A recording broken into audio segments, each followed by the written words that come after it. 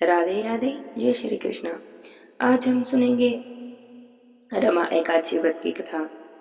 कार्तिक मास की कृष्ण पक्ष में पड़ने वाली एकादशी को रमा एकादशी कहा जाता है। रमा एकादशी के दिन भगवान विष्णु और माता लक्ष्मी जी की विशेष पूजा की जाती है। भगवान विष्णु और माता लक्ष्मी सदा सब पर अपनी कृपा बरसाए रखें, इसी मंगल कामना के साथ आइए सुनते हैं रमा एकादशी व्रत की कथा। बोले विष्णु भगवान की जय हो, लक्ष्मी नारायण भगवान की जय हो। एक समय भव्य हल होते हुए अर्जुन ने भगवान श्री कृष्ण से कहा, हे माधव, आप मुझे कार्तिक माह के कृष्ण पक्ष की एकादशी के बारे में बताएं। इस एकादशी का क्या नाम है और इस एकादशी में किस देवता का पूजन किया जाता है? इस व्रत को करने से किस फल की प्राप्ति होती है? और कार्तिक माह के कृष्ण पक्ष की एकादशी की कथा भी मुझे सुनाएं। भगवान श्री कृष्ण ने कहा, हे अर्जुन, कार्तिक माह के कृष्ण पक्ष की एकादशी को रमा एकादशी कहा जाता है। इस एकादशी का व्रत करने से सभी पापों का नाश हो जाता है। मैं तुमसे रमा एकादशी की कथा कहता हूँ, ध्यान से सुनो। पुराने काल में मुचुकुंद नाम से एक राजा थे। इंद्र, वरुण, कुबेर, विभीषण सभी उनके मित्र थे। वह राजा बहुत ही सत्यवादी और विष्णु भक्त थे। उनका राज्य बिल्कुल निष्कंटक था। उनकी चंद्रभागा नाम की एक कन्या थी। उसका विवाह राजा सुंदरसेन के पुत्र शोभन से हुआ। वह राजा एकादशी का व्रत बड़े ही नियम से करते। उनके राज्य में सभी कठोरता से इस नियम का पालन करते थे।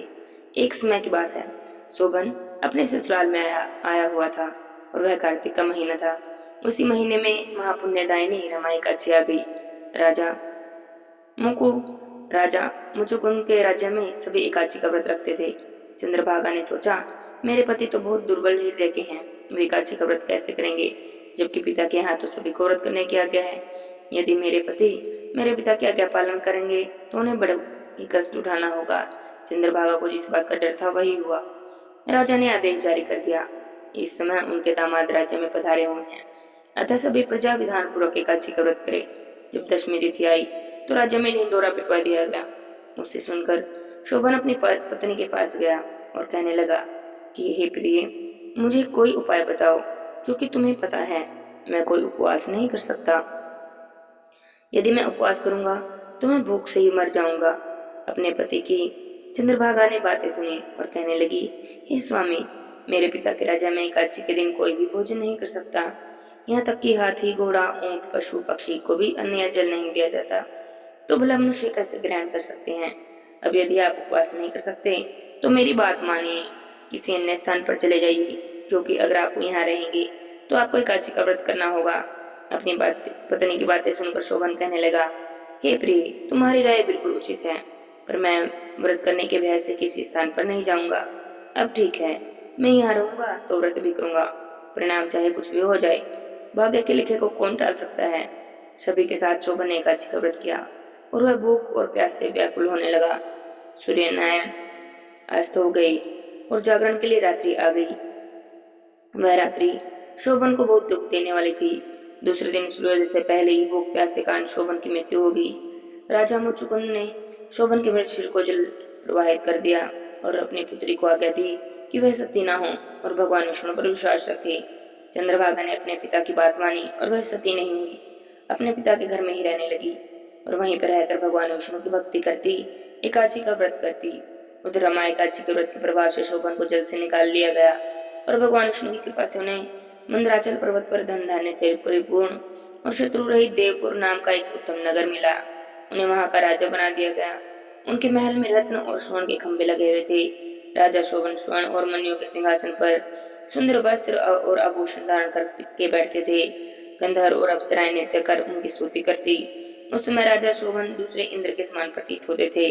उन्हीं दिनों मुचुकुंद नगर में रहने वाला सोम शर्मा नाम का एक ब्राह्मण तीर्थ यात्रा पर निकला।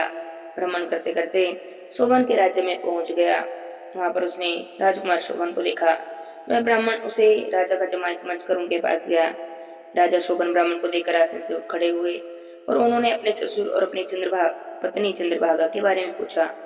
राजा शोभन की बातें सुनकर सोम शर्मा ने कहा, हे राजन, हमारे राज्य में सब कुछ कुशल से है। आपकी पत्नी चंद्रभागा भी कुशल है।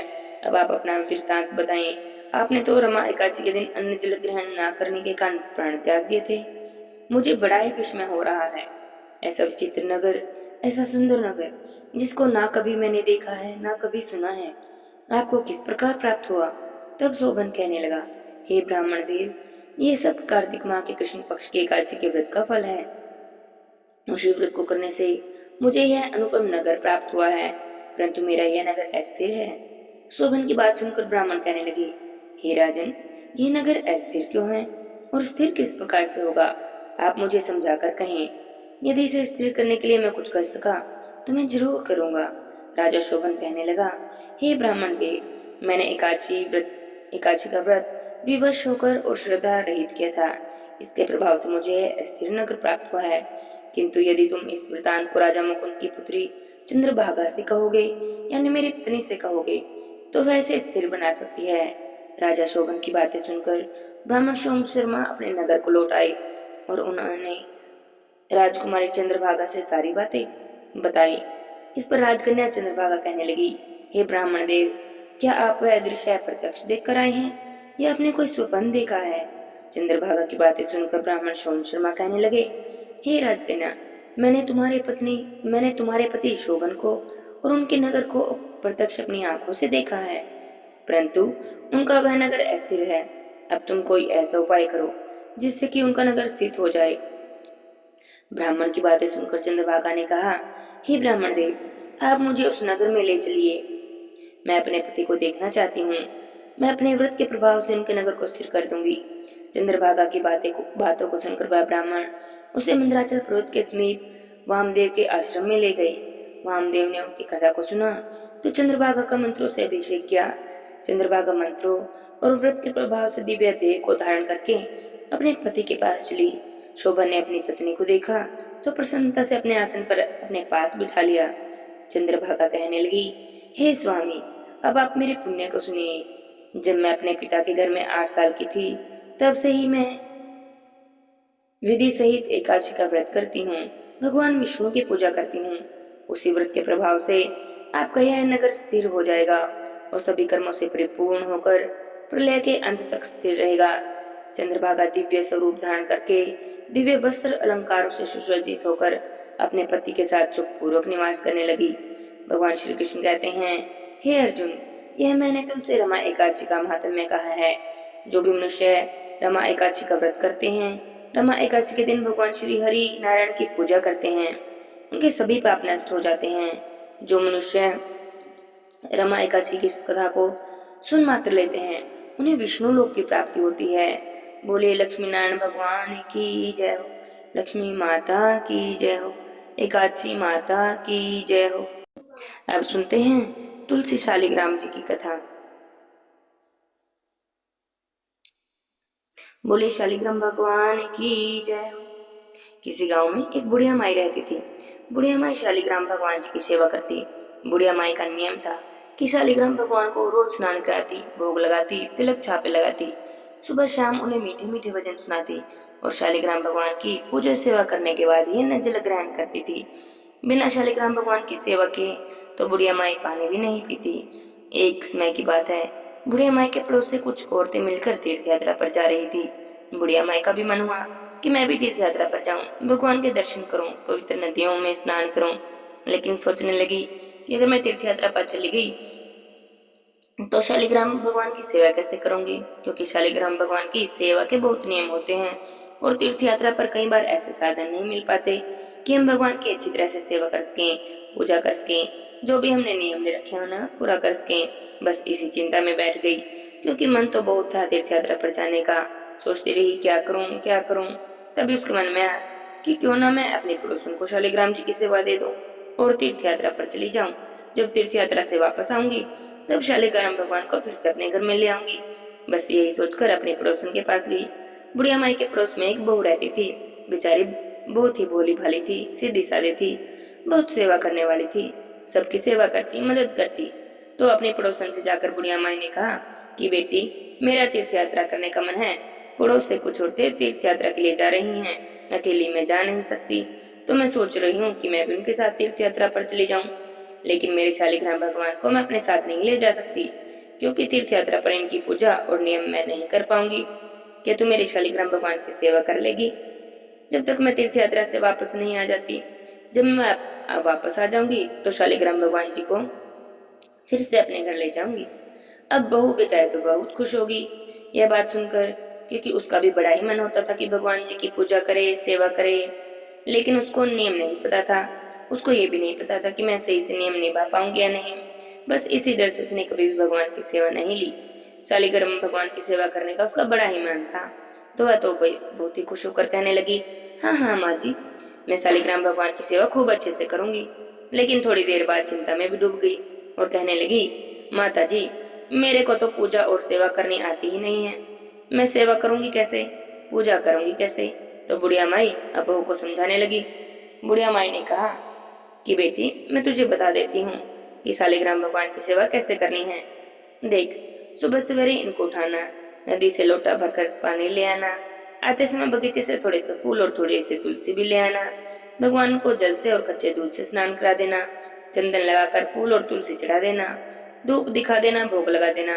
दोपहर को रसोई में जो भी कुछ भी बने बस उसी का भोग लगा देना। बस एक बात का ध्यान रखना कि सात्विक भोजन का ही भोग लगाना, प्याज लहसुन का भोग मत लगाना। शाम को दिया जला देना और रात को सोते समय शालिग्राम भगवान को सुला देना, लोरी सुना देना। बस ऐसी सेवा करनी है और पूजा करनी है। अब बुढ़िया माई तो बहू को समझाकर शालिग्राम जी की सेवा कैसे करनी है तीर्थ यात्रा को चली गई। अब बहू तो बड़ी ही खुश हो गई। बहू ने अगले दिन जैसे बुढ़िया माई ने कहा था बस ये करना शुरू कर दिया। सवेरे उठते उसने शालिग्राम भगवान को आवाज लगाकर उठाया, बोली, भगवान अब उठ जाइए, सुबह हो गई है। उसके बाद नदी से लोटा भरकर पानी ले आई, आते समय बगीचे से फूल भी ले आई और तुलसी भी ले आई। भगवान को जल से और कच्चे दूध से स्नान भी करा दिया, चंदन लगाकर फूल और तुलसी भी चढ़ा दिए। फिर दूध का भोग लगा दिया और दोपहर का खाना बनाने लग गई। खाना बनाकर उसने भोग की थाली लगाई और भगवान के सामने आई। खाने की थाली रखने लगी तो उसने देखा कि अभी तो दूध भी वैसा का वैसा रखा है। उसने सोचा कि भोग लगाने का समय तो हो गया है, मैं तो भोग लगा ही देती हूँ। हो सकता है भगवान भोग के साथ ही दूध पीते हूँ। थोड़ी देर बाद उसने जाकर देखा कि दूध भी वैसा ही रखा है और भोग भी वैसा वैसा रखा है जैसे उसने थाली लगाई थी। सारा खाना वैसा का वैसा ही रखा है। अब तो वह बड़ी ही हैरान हो गई। भगवान से हाथ जोड़कर प्रार्थना करने लगी, हे भगवान जी, दूध पी लो और जिम भी लो। माता जी ने कहा था कि जब तक शालिग्राम भगवान की पूजा नहीं कर लोगी, भोग नहीं लगा लोगी, तब तक भोजन मत खाना। अब भगवान जी ने भोग नहीं लगाया तो वह बेचारी कैसे खा लेती। अब भगवान से प्रार्थना करने लगी कि भगवान जी, आप जिमोगे तो ही मैं जिमूंगी। फिर थोड़ी देर हो गई। थोड़ी देर बाद थोड़ा काम करके फिर वापस आई तो देखती कि भगवान ने ना तो दूध पिया है और ना ही खाना खाया है। अब तो पड़ोसन को चिंता हो गई। पड़ोसन तो भगवान के सामने हाथ जोड़कर खड़ी हो गई और कहने लगी, भगवान जी, अम्मा जी आएंगी तो क्या कहेंगी, तुमने तो मेरे भगवान को दुबला पतला कर दिया। भगवान जी, अभी तो बहुत दिन बाकी हैं, अभी तो अब पहला ही दिन है, आप जिमोगे नहीं तो बीमार हो जाओगे। ऐसा कहकर तो बहू वहीं पर बैठ गई। भूखी बैठी रही, सोचने लगी कि जब तक भगवान नहीं जिम लेते मैं कैसे जिम लूं। थोड़ी देर बाद आकर देखती कि भगवान जिम लिए क्या। क्या देखती है, ना भगवान ने खाना खाया, ना दूध पिया, ना ही कोई भोजन किया। भगवान से बार बार प्रार्थना करती रही। करते करते शाम हो गई। अब शालिग्राम जी ने सोचा कि ऐसा लगता है कि मुझे तो जाना ही पड़ेगा, नहीं तो यह बेचारी भूखी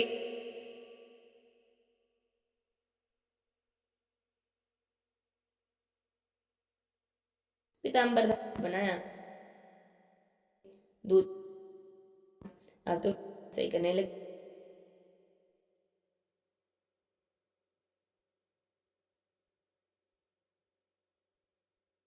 मान हो